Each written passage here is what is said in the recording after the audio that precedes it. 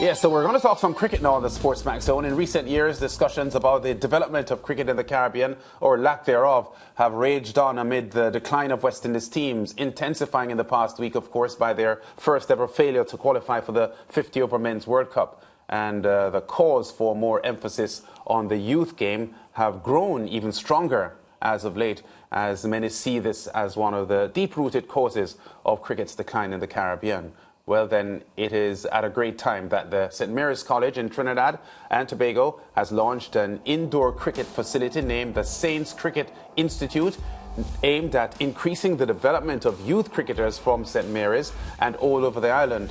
Joining us now, Rudy Balwan, cricket administrator at St. Mary's College, and Aaron Kerbinali, head cricket coach at St. Mary's College. Aaron and Rudy, welcome to the SportsMax Zone. Great to have you on. I saw this story in the newspapers in Trinidad and Tobago earlier on this week and was pleasantly fascinated by this story. Rudy, let me start with you. Talk to us about what triggered this project and how satisfied are you that it's now in train? Thank you for having us. It's been a long time coming in terms of plans and ideas over the years. I've been involved with the cricket at St. Mary's for over 30 years. So we've been always plagued by the weather. We've always been plagued by rain stopping cricket, rain stopping practice. And over the years, it's always been a dream, actually, amongst all of us at St. Mary's that one day we can have an indoor. How great would it be if we had an indoor facility that we could escape all the weather obstacles to preparation and preparing our boys and preparing our teams. So the vision was there from a long time, but the actual execution and implementation started during COVID. So during COVID, when the downtime came, the idea became even more fruitful in our heads that maybe we should use this downtime to actually attempt the execution and implementation and the raising of funds to actually build and construct a facility like this. Now, gentlemen, in the middle of analysis of the decline of West Indies cricket, we constantly hear about not enough youth cricket and not enough being done at the grassroots level. St. Mary's College has a cricket administrator, Rudy, and Aaron, the head coach. This doesn't sound like a normal state of affairs in schools in the Caribbean where you have a cricket administrator and a head coach. How prevalent is this setup in Trinidad and Tobago? Aaron can answer. Aaron, you go ahead. You're the cricket administrator. I'm happy to hear that we have these at high schools in the Caribbean. Yeah, I mean, coach, but I think in a lot of the secondary schools, yes, you do have a lot of people, cricket administrators, and of course they have teachers. One of the rules of the secondary schools cricket league is that you must have a teacher attached to the program, and they must attend games and those types of things. So a lot of the schools do have it, and they must have it, actually. Rudy has been that one for us for the past 30 years and continues to do it because he just recently retired. And a lot of these schools also do have, yes, head coaches and coaches, but it is, though, something that I think needs to be worked on because a lot of schools do not have coaches. And you will only find certain schools being able to play because of financial burdens, of course, on these schools. So that is a big obstacle right now in school cricket here in Trinidad, is that we don't have enough funding, I think, to support all the development programs because, I mean, yes, in CIC we have it, but in primary schools, that's probably like non-existent right now, and I could talk for North Trinidad. When I get boys coming into Form 1, we just had registration today, we'll get 30 to 40 registering to play cricket, so the interest is still there in the cricket, but there's nowhere for them to go. So when they come to like St. Mary's and all these other schools, then we offer the cricket, and they start, and they're starting from basically nothing. There's boys who come and they never held a bat before, they don't bowl, they never threw a ball. I'll probably get 2, maybe, or 3 that were playing before, and the rest of them we have to work from scratch, basically. So a lot needs to be done, in the grassroots part. About, Aaron, the history of the school in cricket, because your most recent test cricketer would have been Joshua De Silva. the Davis brothers, Brian and Charlie, who are old men, and Bernard Julian, he's also pretty old, worse at Mary's College men as well. Talk to us about the history and the serious approach to cricket that St. Mary's College has, because this story suggests that the school takes cricket seriously. Yeah, and I think it comes from. Do you want to go? Go ahead. Yeah, no, and I think it comes from you just need somebody passionate about the sport in the school. And once you have people passionate about the sport in the school, they will do as is needed. And I mean, yeah, we have so many greats that came out of here. And of course, the recent one, of course, Joshua. Joshua came in when I was coaching in under 14, so I knew him from since young. And just seeing his story develop is, of course, inspiring to all our boys who are currently here. It's inspiring to me as a coach as well to continue working, because Joshua used to play football and cricket, as a lot of people know, and then he chose the cricket luckily. And so you just never know what a boy coming in, because Joshua didn't play before as much hardball cricket or anything, and so coming in, you never know who might develop and who might then come on and make West Indies team. And that's what inspires me, is so that there's at least some type of development always taking place at St. Mary's, because I'm a St. Mary's boy, past year cricketer as well, so I want to make sure that it lives on here. When if I may jump in, when I started in 1990 in St. Mary's, cricket was really at the forefront, along with football, of course. But those are the two sports in the college, and I just jumped on the cricket because I've always been involved in cricket. And the history of cricket at St. Mary's is tight and very much known amongst the alumni and amongst the boys at the college. So we have the names that you called, along with Willie Rodriguez and Clifford Roach.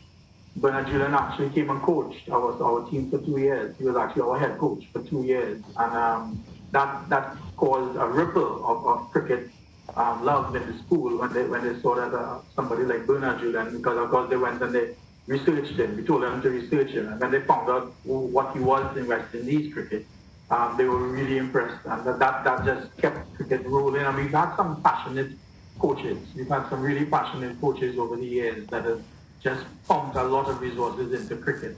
And as a result, this really is like an icing on the cake for us, where we could actually execute and implement this particular cricket indoor facility. It's causing a lot of attention and attraction to the college. I want to ask this question of both of you gentlemen. You mentioned, of course, the limitations when it comes to resources, primarily financial, to run this facility. Talk to me about what the program looks like in terms of, how is the information going to be imparted on the young men trying to learn the game, and what kind of expectation do you have in terms of external resources in the form of maybe former cricketers to come in and maybe assist with the programs? Give us a sense of what that looks like. So the program that we have here, we start from Form 1, basically, and so we try to develop the boys as much as possible. We tell boys when they come to registration, even if you've never played before, come and join, come and try. And there's some that come and there's just natural talent. And so we try to harness and develop that talent as much as we could. And I've seen that just 1 year, there's so much in terms of development for the boys. And that's why one of the ideas here that we really want to do, and we have gotten some interest in terms of some corporate sponsors who have already funded here and helped with it, is getting into the primary schools and really starting at the grassroots level and getting primary school children back into starting cricket from young and playing cricket from young, and that's really the appeal that we would like to see. And we'd like to see corporate, of course, Trinidad and the government helping us in terms of building back that grassroots level cricket and just getting the pool of players way more. Because, of course, the bigger the pool, the bigger the talent, of course, will come out of it. And then, of course, West Indies cricket will, of course, benefit from it. Trinidad cricket will, of course, benefit. So that's the whole idea behind here as well. It's not just for St. Mary's. Yes, St. Mary's boys will benefit the most, probably. But it is for the community, the country, everything, so that we could try to build back cricket and stuff in Trinidad. All right, Go ahead. One of the things that, I can add to that is I've been the chairman of the North Zone in the secondary schools cricket league for the last 2 years, and in performing that role, it has become clear that not enough schools are playing cricket in the North Zone. For the reasons that Coach Aaron mentioned, the lack of resources, lack of personnel, lack of coaches.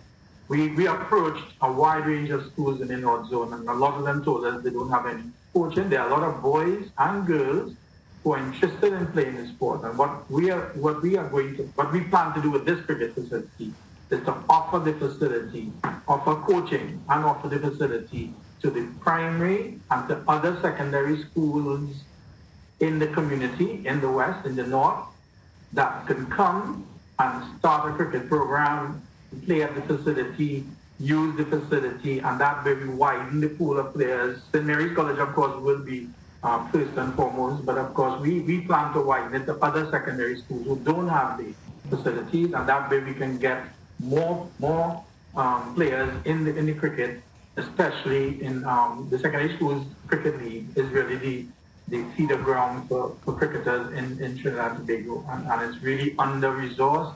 It needs a lot more funding and a lot more resources so that it can reach to a lot more schools throughout the country. And we plan to do our part with this facility. We've gotten the interest already, and we've approached other schools, reached out to other schools to tell them that as the time goes on, because we only launched within a month ago, we will see how many of them take us up on the offer. A quick follow-up here. In terms of matriculation, these kids are not going to be at St. Mary's forever. What happens, is there a plan for when they're completed school there, and obviously would have completed the program there, what's the next step? Do you have any input into what that will look like? I mean, one thing that I've seen with some of the boys is that they actually get interested in coaching. A lot of them are actually, we have about 3 of them now, I think, on the Trinidad Under 19 team that have left. They were in upper six and left and that kind of thing. But they always come back. I guess it's a kind of, and of course when they saw this, they said, but coach, why we didn't have this when it was our time? So of course this is a big attraction for them, and I think it will encourage them, of course, to come. But I mean, in terms, I think one of the other areas that West Indies cricket needs to help with is that under 23 level. Yeah. Because after under 19, you don't really get under 23 a regional tournament. And that bridge from under 19 to Test cricket, basically, international cricket, you need something else there, and you need some type of development taking place for those boys. Because they're just basically losses. They go into a club system, and then it's really, if you make it there, you make it in the club level, you make it to the national trials, and then you go on. But there's nothing in place, I think, that should be concrete. And I think, there are talks of under 23s taking place, but I think that's something that definitely needs to be looked at. Yeah. Sure. And Aaron, finally, can you give us a sense of the cost of this investment? And I ask that because I want to know how affordable this might be for other institutions in Trinidad and Tobago and outside of TNT for the rest of the Caribbean. I know that Cave Hill in Barbados has an indoor cricket facility, but I don't know that we have too many of them in the region. What was the cost, and how likely is it for us to see some more?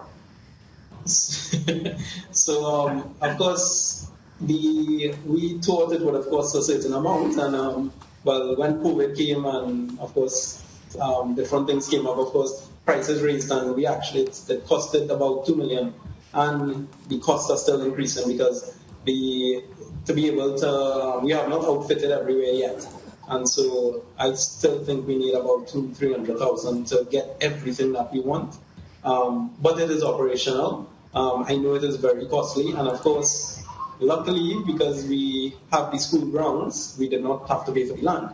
So the Holy Ghost Fathers, of course, they are in charge of the grounds, and they gave us the permission. So that was another cost that, it would not have been where. And the location for here, we are right opposite the Queen's Park Oval, basically. The land here is, of course, very high to, of course, have.